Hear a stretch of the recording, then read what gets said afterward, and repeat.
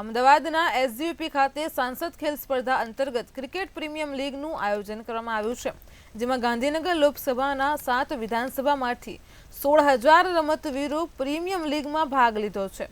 તો 21 દિવસમાં 800થી વધુ મેચોનું આયોજન થશે અને પ્રીમિયમ લીગમાં ખેલાડીઓનો ઉત્સાહ વધારવા માટે ભારતીય ક્રિકેટ ટીમના વાઇસ કેપ્ટન હાર્દિક પંડ્યા પણ આવ્યા છે. તો આ પ્રસંગે અમિત શાહે જણાવ્યું હતું કે ₹4600 કરોડના ખર્ચે અત્યાધુનિક સરદાર પટેલ સ્પોર્ટ્સ એન્કલેવ તૈયાર થઈ રહ્યું છે અને જ્યાં 2036નો ઓલિમ્પિક યોજાશે. આ ઉપરાંત ₹600 કરોડના ખર્ચે નારણપુરામાં હાલ અત્યારે એક દેશનું સૌથી મોટું સ્પોર્ટ્સ કોમ્પ્લેક્સ તૈયાર થશે.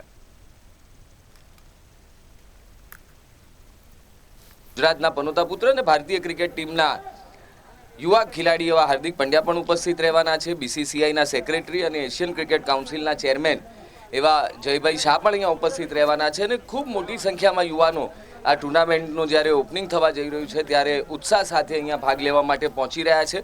કુલ મળીને માનનીય અમિતભાઈ શાહ સાહેબના નેતૃત્વમાં યુવાઓમાં જે રમતગમતની શૈલી છે, જે કૌશલ્યતા છે, એ બહાર આવે એના માટેનો એક સનિષ્ઠ પ્રયાસ છે.